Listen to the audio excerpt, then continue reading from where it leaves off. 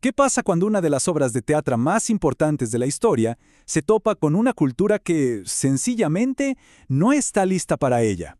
Bueno, hoy vamos a ver justamente eso. Cómo el Hamlet de Shakespeare llegó a la España del siglo XVIII y no fue visto como una obra maestra, sino más bien como una especie de monstruo genial. Esta frase, que es del propio traductor, captura la idea a la perfección. A ver, ¿cómo puede algo ser extraordinario y monstruoso al mismo tiempo? Esa es la gran pregunta que se hizo la primera persona que se atrevió a traducir Hamlet al español. El análisis de este traductor es fascinante, porque básicamente parte la obra en dos. Por un lado están las bellezas, que él dice que son producto de un genio natural, innato, y por el otro están los defectos, que consideraba errores horribles de un autor sin nada de disciplina. Aquí se siente la tensión, ¿verdad? Por un lado, el productor no podía negar el poder de la obra, era evidente. Pero por otro, desde su punto de vista neoclásico, estaba llena de errores que, para él, saboteaban su propia brillantez. Imagínense, era como admirar un diamante, en bruto, pero totalmente cubierto de lodo. Ok, empecemos por lo bueno. ¿Qué era exactamente lo que el traductor admiraba tanto de Shakespeare a pesar de todas sus críticas? O sea, ¿dónde veía brillar a ese genio? Lo que elogiaba no era para nada la técnica, sino un talento que él veía como casi salvaje. Encontraba en Shakespeare una filosofía profundísima, una imaginación desbordante y sobre todo una capacidad innata para pintar personajes y expresar las pasiones humanas como nadie. Era para él pura fuerza de la naturaleza. Y esta idea es clave. El traductor estaba realmente asombrado por la originalidad de Shakespeare. Lo veía como un creador puro, un artífice que no necesitaba copiarle a nadie. Su genialidad era, simplemente, crear de la nada. Pero bueno, ahora pasemos al lado oscuro, a la parte monstruosa de la ecuación. ¿Cuáles eran exactamente esos defectos que tanto, pero tanto, horrorizaban a un crítico neoclásico del siglo XVIII? Y aquí está la lista de lo que él consideraba crímenes artísticos. A ver, para una mente del siglo XVIII, educada en las reglas estrictas del neoclasicismo, Shakespeare era el caos total. Violaba las sagradas unidades de tiempo, lugar y acción, mezclaba lo trágico con lo cómico, y encima usaba fantasmas. Desde su perspectiva, esto no era arte, era anarquía pura. Para entender esta crítica tan dura, hay que pensarla como una batalla estética de la época.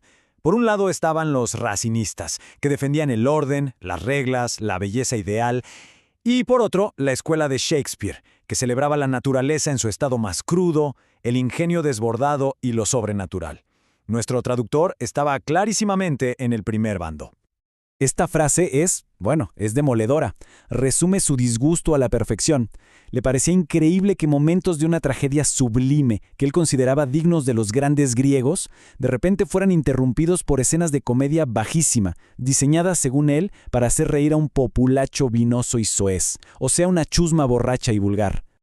Entonces, ¿cómo se reconcilian estas dos visiones tan opuestas? El traductor resuelve la paradoja de una forma fascinante, analizando al hombre y a su época. Su conclusión es que Shakespeare era un genio, sí, pero un genio sin arte. El traductor repasa la vida de Shakespeare para defender un punto clave, su origen humilde y sobre todo su falta de educación clásica. Es que Shakespeare no fue a la universidad, no estudió a los maestros griegos, su verdadera escuela fue el propio teatro, el escenario. Y aquí está su gran conclusión. Los defectos de Shakespeare no eran realmente culpa suya, sino de la época en la que vivió.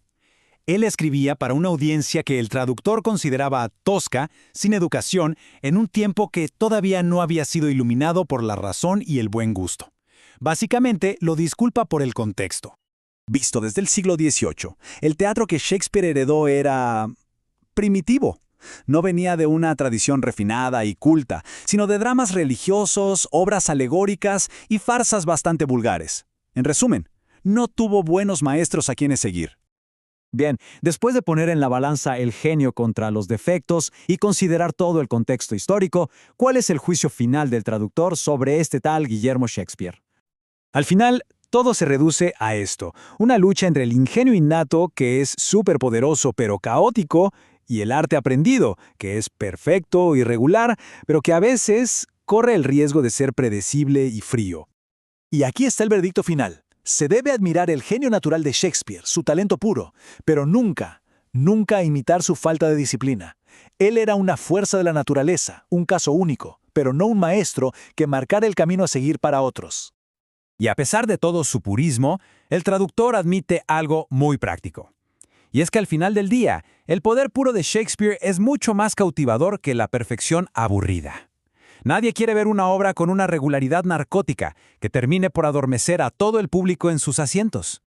Y esa es la idea fundamental que Shakespeare le inspiró. El verdadero talento es una chispa innata que no se puede enseñar en ninguna academia ni replicar con ninguna regla. Para él, Shakespeare era la prueba definitiva de esa verdad. Y así, este análisis de hace más de 200 años nos deja con una pregunta que sigue increíblemente vigente hoy en día. ¿Qué valoramos más en una obra de arte? ¿La ejecución impecable de las reglas, la perfección técnica, o esa capacidad cruda, visceral, de conmovernos hasta la médula? En fin, ¿la perfección o el poder?